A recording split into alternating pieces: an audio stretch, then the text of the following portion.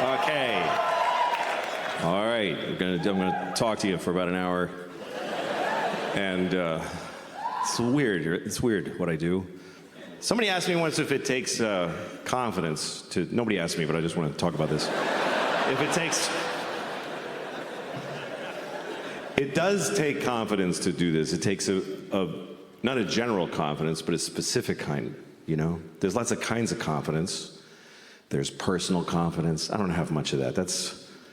Personal confidence is like a man wearing white pants. That takes, you know, tremendous confidence and optimism, really. To leave the house in white pants like it's gonna be a great day. There's gonna be no puddles or pizza, nothing. I could never wear white pants because I'll get my period, first of all, I know that. Or diarrhea, more likely. That's really my period.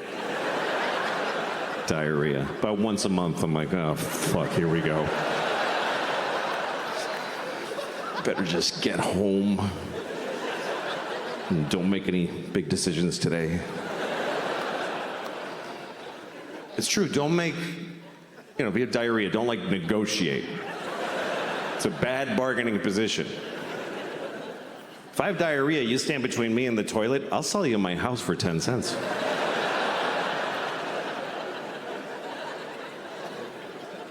The whole fucking body hurts. When you're like in your 30s, you don't even think about it. You're like, because here's like, there's the beginning of your life, and there's the end. So like you start like in your like you're by your 30s, you just shuffle. You don't even aware of this movement. You're just shuffling along. Hey, this life is good. It's pretty cool. And then somewhere you're kind of aware that way down there, people are falling off the edge. Oh, I don't know. It's weird. And then you're not thinking. Then all of a sudden you're close, and you're oh fuck, I knew that guy. Oh my god. Holy shit. But there are signs that your time is coming to an end, you know? Like they don't make my shampoo anymore. They don't make it. It's like, why'd you stop? Like, you're the only one. Nobody fucking cares about you. And so I thought, I'm gonna make my own. I'm gonna make my own shampoo. I'm gonna look it up online. I'm gonna look at the ingredients. I'm gonna make my own. And I found myself at a dinner telling a table full of people. So I decided to make my own shampoo.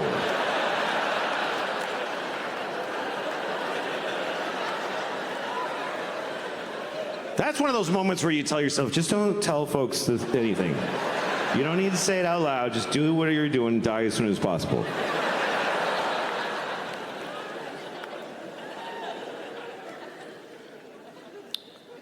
Do I have a huge stain? Yeah, that's all right. It's all right, so what? Okay. No, who's running? Oh, okay. I thought they were coming to bring me something. There's nothing you can do. You'd have to change my whole lifestyle for the rest of the show. It doesn't matter. I'm fat. I'm a fat guy. I'm fat. My pronouns are that fat fuck and...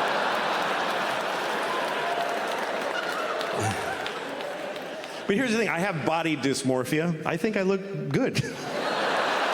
I like this. I'm fine with it.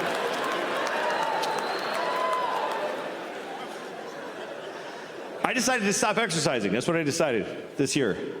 I'm just not doing it anymore. I made it to 55. If I stop exercising now, it just means I might make 75 instead of 78. It's not that big a fucking deal. I'm just not gonna do it. You know who inspired me was Trump. It's the one thing he said that I liked. I don't know if you ever heard this, but Trump believes, he just believes, nobody told him this, but he believes that you should move as little as possible because you have a finite amount of movements and then you stop. He believes that. He just went, yeah, that sounds right, and he just thought it up. And he's proving it to be true. I mean, it's fucking working. I don't like the new exercise either. I don't like the Peloton, you know. It's a bike you ride, and there's a video that encourages you. And they have that mirror that you stand there, and it teaches you exercises. Then they have that gun you put in your mouth, and you fucking...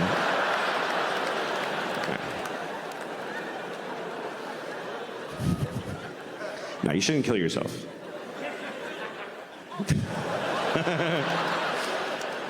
That's why I think you should not kill yourself. That's my opinion. I don't know you. Ask somebody that knows you. But my general feeling is you shouldn't kill yourself. You know why? Because you're going to die anyway. You're going to die. What are you getting violent for? It's going to happen. I wish I was dead. You will be. Just sit there. You don't have to do anything. It really is the most effective argument against suicide, is that you're going to die either way. It also happens to be the best argument for suicide, which is awkward. Go ahead. You're going to die if you don't. Anyway, a friend of mine sent me a porn the other day. Folks can just send you pornography now. It was a porn, it was two old men. I remember when we told our kids about that we were going to divorce. If you get divorced, you should tell your children. So we had to do it carefully because they were 5 and 2 years old at the time. So we had to put it in a way that they could comprehend. So I remember we sat them down and I said, okay, listen, you know how you love your dog? You love your dog. Like sometimes you give your dog food from your plate. You're not supposed to, but you do that because you love your dog. Remember the other day your mom and I were like, don't give the dog any ham, but you did because you love your dog. Okay, so that's why we're getting a divorce. Because you don't listen.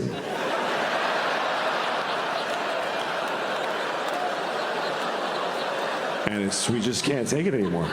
It's just too hard to not be listened to. So we're gonna move to separate homes and each have you for half the week because neither of us wants to have you all the time anymore. Yeah, and it's very sad because I love your mother very, very much. And she loves me so much. But we hate you more.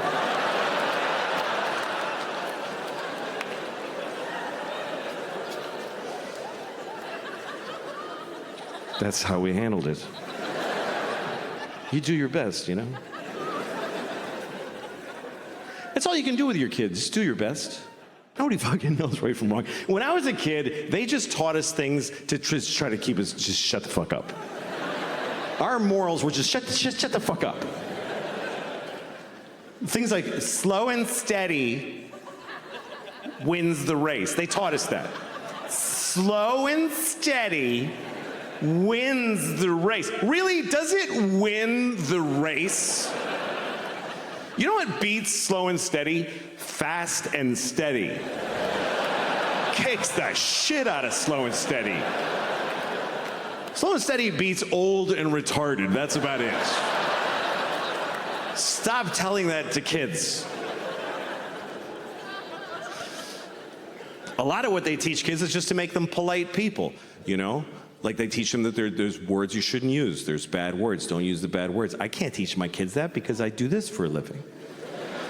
But I didn't want my kids to be, you know, assholes. So I used to tell them, like, okay, look, there's no bad words. There's no bad words. All words are good, bad, nothing. But there's some people that get upset when you use certain words. So if you're going to use those words, look at the person first and try to guess if they're that kind of person.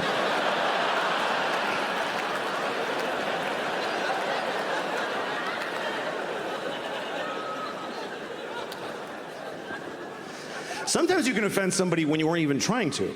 Like there's certain phrases, certain statements that if you're going to say them, you should say them without stopping in the middle. Certain things, if you're going to say them, don't clear your throat in the middle. Okay? You don't want to say things like, there are too many black people suffering from discrimination.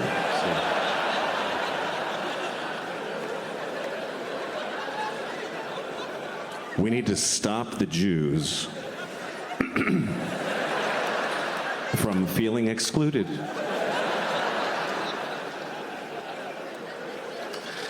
I once fucked a baby,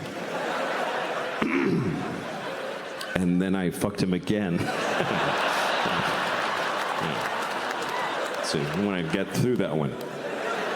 Otherwise, people get the wrong idea. They'll think you only fucked that baby once.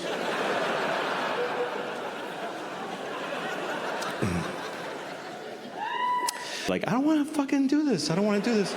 Every time I'm ringing a doorbell to pick a woman up, I'm like, I hope she's dead in there. I really do. I hope something awful happened.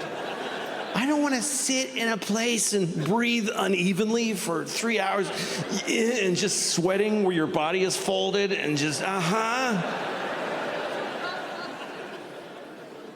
You ever have a day that goes well? It's like good from the beginning. You're like, you get a little laugh at the beginning, hi, ha, ha, something funny, and they both laugh. Feels good. You agree on stuff. When you don't agree, you laugh about it.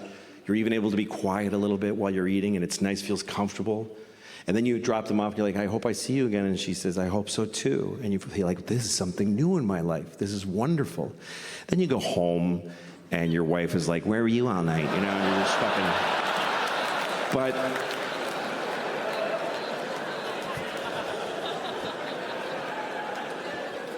But I'm older now. I'm divorced, and I still date mostly women who are younger than me recently, because that's who looks better. No, it's true.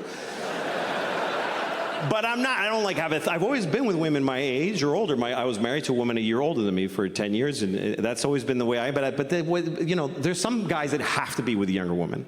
There's cultures that believe the man should be much older. Like, there's religions that have like a formula, you know? Like, take the man's age and subtract 10, and then whatever else you have to do to get to 12, just solve for 12. But I didn't suddenly get interested in younger women. What happened was I got older, and they got interested in me, because younger women like older guys. They just do. This the other part nobody says. I don't do anything to get younger women. I just stand there like this. And they see me, and they're like, that would be so weird to fuck that old guy. And then we get blamed. The older guy always gets blamed. You see an older man with a young woman, everybody's like, that guy's a pervert. No, she's a pervert. He's normal. He likes pretty women. She likes that. The fuck is wrong with her? And they're weird. I was having sex with this woman, and she was about 35, and we're in bed. She starts calling me daddy. I was like, please don't, young lady. Please don't do that. She said, why does it make you uncomfortable when I call you daddy during sex? Is it because you have daughters? I said, no. It makes me uncomfortable because I have a father. And I used to call him daddy when he fucked me. So.